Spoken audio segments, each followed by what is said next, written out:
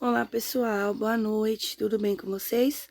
Vamos lá a mais uma aula da disciplina Clínica Médica Aplicada à Enfermagem do curso Técnico em Enfermagem do Instituto São Miguel para a turma de Gandu.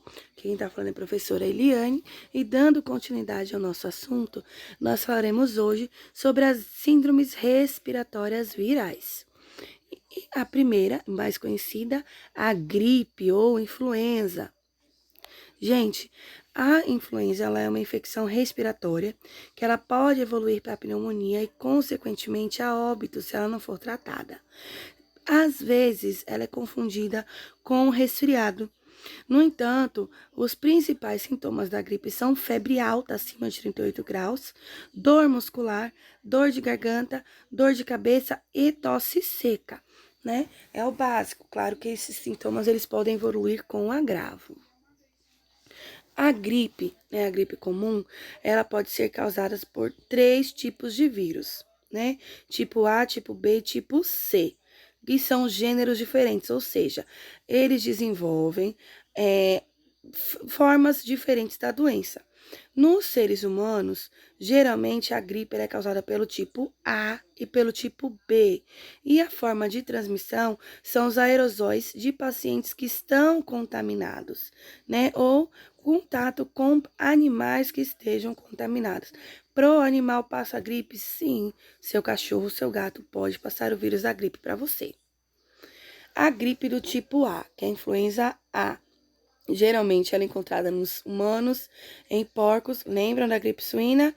Em cavalos, em alguns mamíferos marinhos e em aves. Ela vai ser classificada, gente, de acordo com a combinação das proteínas. A mais grave é H1N1 e a não menos grave, né? Aliás, não tão grave, mas que também é grave, é a H3N2. Geralmente a vacinação, ela vai proteger contra essas duas cepas, tá? Mas a H1N1, que é a gripe suína, ela é gravíssima e a H3N2 também é grave e qualquer uma das duas pode levar a óbito. A influenza do tipo A, né, a gripe suína, ela passou a ser conhecida quando teve uma epidemia em 2009 e 2010. No entanto, antes, em 2006, teve uma outra epidemia. Não foi a gripe suína, nós vamos saber daqui a pouco qual foi. Mas a gripe suína em 2009 foi uma crise mundial, uma epidemia. Os sintomas são bem parecidos com o da gripe comum e a transmissão é da mesma forma. No entanto, as complicações da gripe suína, elas são mais graves e pode ser fatal, né? Esse vírus, ele suporta em superfícies de 2 a 8 horas. Então, gente, a lavagem das mãos, conforme nós aprendemos na disciplina Higiene e Profilaxia, ela é essencial para reduzir as possibilidades de contaminação e aumentar a sua segurança, a segurança do seu paciente e de quem convive com você. A gripe do tipo B, ela contamina só seres humanos e muito raramente animais marinhos. Também vai ser classificada, mas ela vai ser classificada por linhagem. Então, ela tem a outra classificada por grupo, não é? H1N1, H3N2, essa é classificada por linhagem. Então, ela vai ter a Yamagata e a Victoria. E quais são as diferenças? O resfriado, gente, se tiver febre, é febre baixa ou não tem. Na gripe comum, a febre ela não chega nem a 39 graus. Já na gripe H1N1, a febre ela passa de 39 graus e ela é súbita, né? Ela vem assim de forma rápida. A dor de cabeça no resfriado geralmente não tem ou é leve. Na gripe comum, ela é moderada. Já na H1N1 é intensa, a cefaleia é intensa. Na gripe H1N1 também tem a frequência de calafrios, justamente por causa da febre. Já na gripe comum e nos resfriados é leve ou moderado. A dor de garganta no resfriado é moderado. Já na gripe comum é intensa. E na gripe H1N1 é leve, ou seja, o vírus, a contaminação viral, não se aloja de forma grave na garganta. A tosse no resfriado é leve a moderada, na gripe comum é a tosse moderada e na H1N1 é pouco moderada, é pouco comum.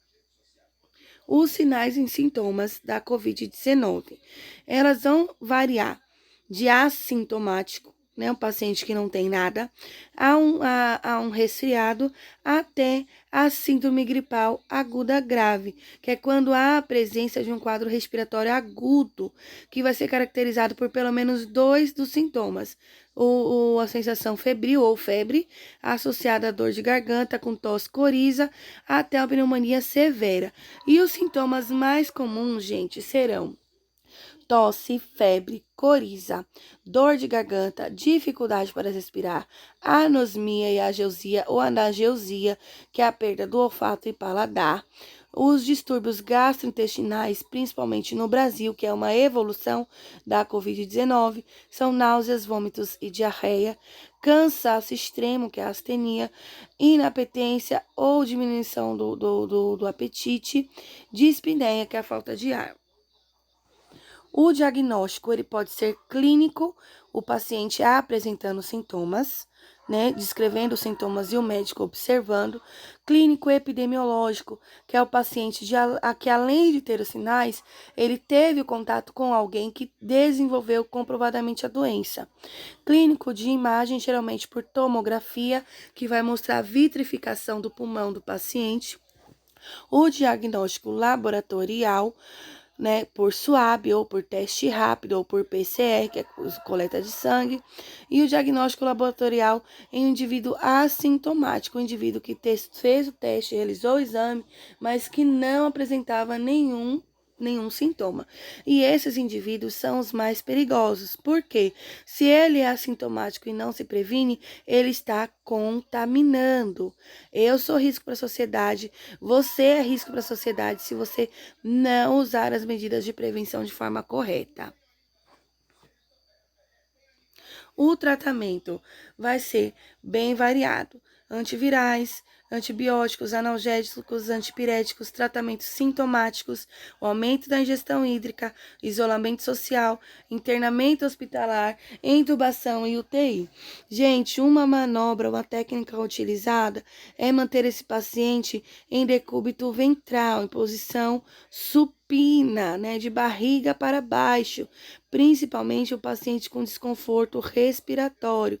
Essa técnica está sendo usada com o intuito de melhorar o desconforto. Então, o paciente, ao invés de ele ficar em decúbito dorsal, que é de barriga para cima, ele fica em decúbito ventral, de barriga para baixo. A assistência de enfermagem. Gente, obrigatoriamente, restritamente, a administração de medicações no horário, observar as alterações, principalmente a piora na saturação e desconforto respiratório, aferir constantemente os sinais vitais, realizar a higiene correta a fim de evitar infecção hospitalar e infecção cruzada. Sinalize o enfermeiro qualquer alteração, rebaixamento do nível de consciência, pico hipertensivo, pico hipotensivo, pico glicêmico, redução na saturação ou queixa do paciente. Use os EPIs adequados, promova o conforto e segurança do paciente, realize mudança de decúbito a cada 2 horas. Claro que se o paciente tem a indicação de ficar em decúbito ventral, nós vamos movê-lo o mínimo possível. E a diferença dos sintomas para o Covid-19, a gripe e a alergia. O Covid-19 tem febre alta, tosse seca, dificuldade para respirar, cansaço, fadiga e diarreia. A gripe tem febre, tosse, dor de cabeça, dor muscular e nas juntas, dor de garganta e coriza. Geralmente o Covid não tem coriza, viu, gente? E a alergia vai ter espirros, que o Covid geralmente não tem, tosse, olhos irritados e coriza. Lembrando que nem todas as pessoas terão a anosmia, né? Nem todas as pessoas perdem olfato e paladar. E, infelizmente, algumas que perderam até então não retomaram. E não se sabe dizer exatamente se essas pessoas terão a volta.